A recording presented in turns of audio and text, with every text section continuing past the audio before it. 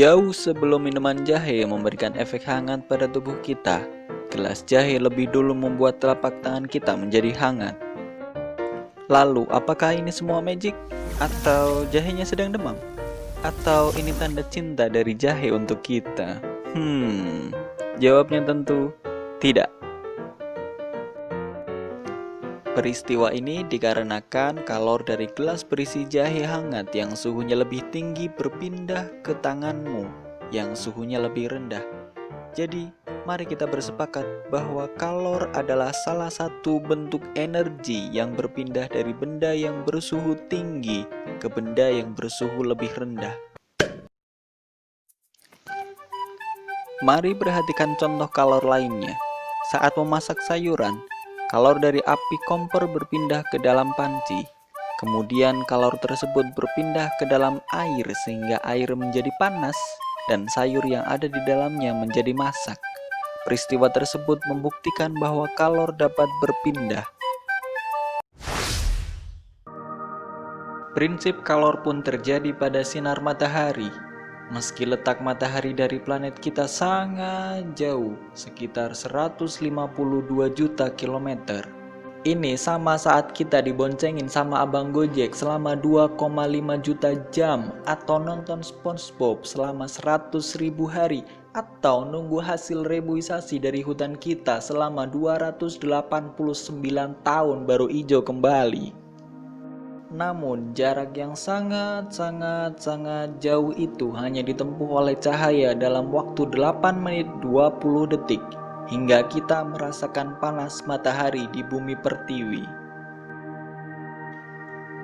Ini artinya cahaya jauh lebih cepat daripada nungguin ibu masak. Tapi mari kita gali lebih dalam apa itu kalor serta bagaimana kalor berpindah. Kalor adalah bentuk energi yang berpindah dari benda yang bersuhu lebih tinggi ke benda yang bersuhu lebih rendah. Satuan kalor dapat dinyatakan dalam bentuk joule ataupun kalori. Lalu, bagaimana kalor dapat berpindah? Kalor dapat berpindah melalui 3 cara: konduksi, konveksi, dan radiasi.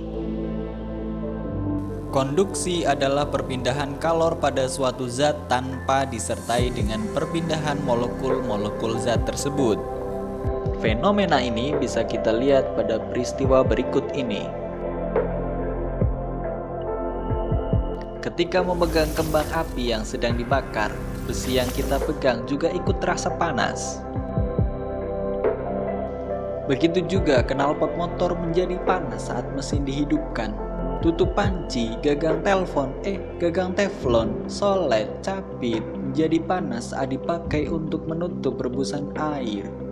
Begitu juga dengan mentega yang dipanaskan dalam wajan menjadi meleleh karena panas.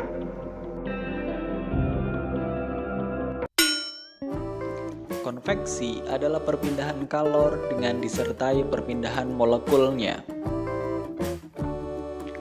Contoh yang sering kita lihat dan rasakan sehari-hari adalah angin darat dan angin laut. Pada siang hari, panas matahari menyebabkan daratan lebih cepat panas daripada lautan. Ini menyebabkan udara di atas daratan menjadi lebih panas daripada udara di atas laut. Karenanya, udara di atas daratan naik dan tempatnya digantikan oleh udara dari atas laut. Maka terjadilah aliran udara dari lautan menuju daratan yang akhirnya kita namakan angin laut. Sebaliknya pada malam hari, daratan lebih cepat dingin daripada lautan. Ini menyebabkan udara di atas daratan lebih dingin daripada udara di atas lautan. Karenanya, udara di atas laut naik dan tempatnya digantikan oleh udara dari atas daratan, sehingga terjadilah aliran udara dari daratan menuju lautan yang pada akhirnya kita namakan angin darat. Peristiwa-peristiwa konveksi lainnya, gerakan naik dan turun air ketika dipanaskan.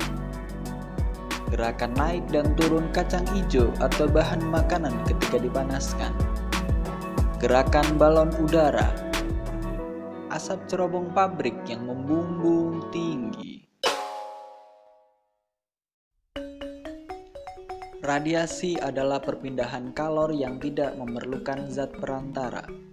Contoh yang paling jelas adalah sinar matahari yang sampai ke bumi, meski jaraknya sangat jauh. Sama halnya saat kita merasakan hawa hangat ketika berada di dekat api unggun. Lalu, bagaimana dengan contoh lainnya? Mari kita bahas bersama-sama. Jika keluar rumah pada siang hari yang terik menggunakan baju hitam, badan akan terasa lebih panas daripada saat kita menggunakan baju berwarna putih atau berwarna lainnya. Hal ini disebabkan karena warna hitam merupakan penyerap kalor radiasi yang paling baik. Benda-benda yang berwarna hitam lebih banyak menyerap kalor dan memantulkannya sebagian. Sebaliknya, benda yang berwarna putih dan mengkilap akan lebih sedikit menyerap kalor dan sedikit pula memantulkannya. Saat malam hari, orang yang mengenakan baju warna hitam akan merasa lebih kedinginan daripada orang yang mengenakan baju warna putih.